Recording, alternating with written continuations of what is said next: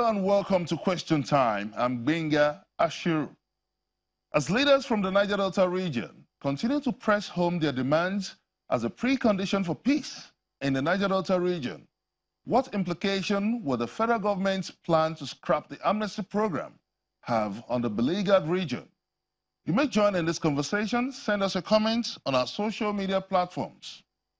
Our guest today is the Minister of Niger Delta Affairs, Mr. Usan Uguru.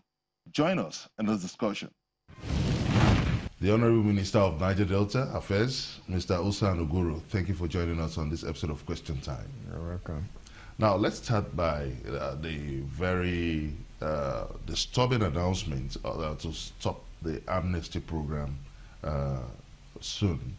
Looking at the implication, the security implication of this, are you comfortable with this decision? Well, nobody will be comfortable with anything that is insecure.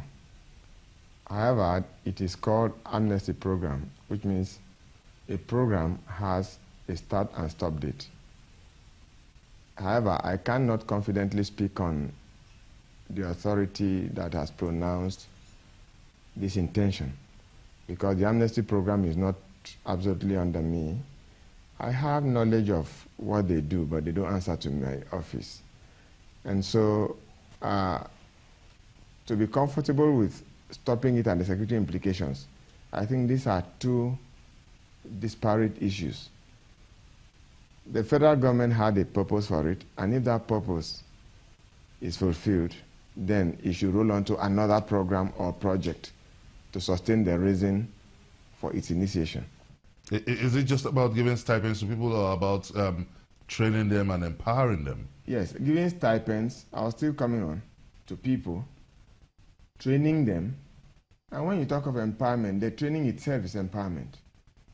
And it's expected that after the training, people should set up self-engaging activities.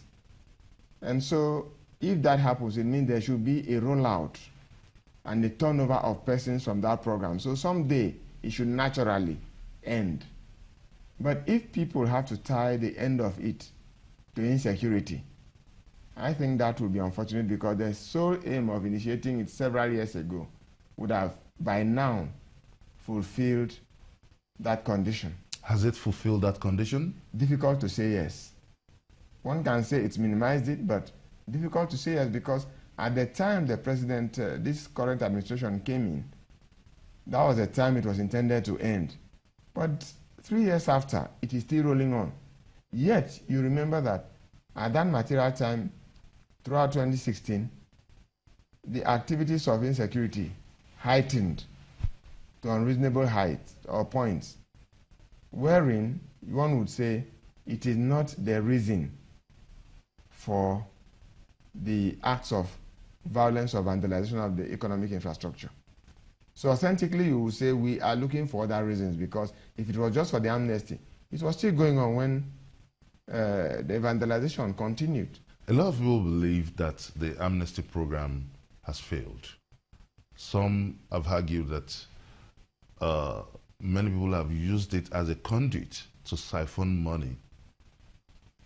Yeah, for such grievous assertions, it is important that one cross-checks facts before acceding, because even if there are vestiges of same, you need to consolidate such claims with evidence, because that will amount to signs of criminal content.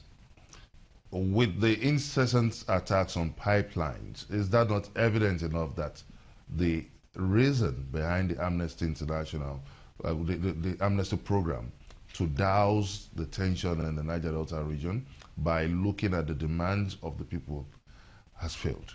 Is Good. that not evident enough? The question itself presupposes that there is a nexus between development of the people, the aim of the amnesty being to engage people, and the outcome being security of pipelines.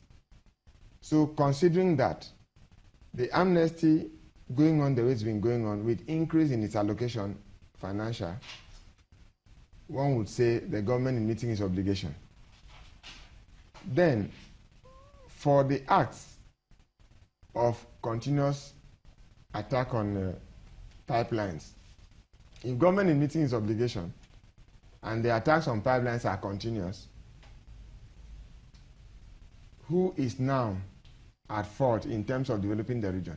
Because you should remember also that the attacks on the pipelines did develop the region. So who is at fault in terms of failure to develop the region? Because we have the Niger Delta, Yes. the Ministry of Niger Delta FS. I will answer that question from a perspective of evidence. We are all guilty because we are aware that the government has expended a lot of money. Development agencies have expended a lot of money in the region. We don't see the outcome. So what happened to the 400 billion naira from the technical audit report? Yes. At present, I know after that report and seeking the submission of the outcomes to the EFCC and other agencies of, I would say, prosecution or investigation and so on, some contractors returned to site and tremendous progress was made.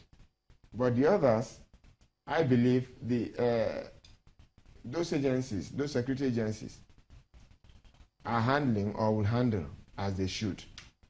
So probably later we have to cross-check the outcome from their own angle. But from our own angle, the contractors that have returned to site have made progress, and several other projects have been completed on account of this. Our interest is not to put anybody in jail. It's to see that if you collect resources from government, you should be able to accomplish the purpose for that collection.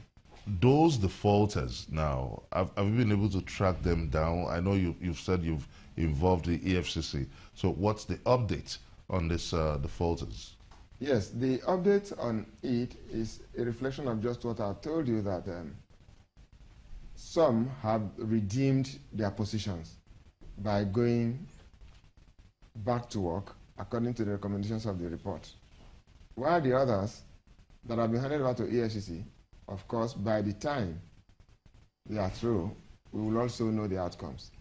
Let me take you back to the amnesty program. We have strong allegations that the program has been hijacked by some powerful cabals, that names of people from the Niger Delta have been exchanged and replaced by people from other parts of the country.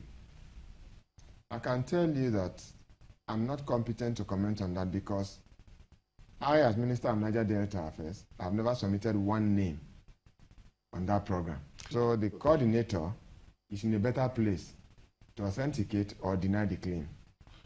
Do you think you can successfully carry out your developmental mandate and initiative under an insecure environment, or taking away the palliative of the amnesty provision?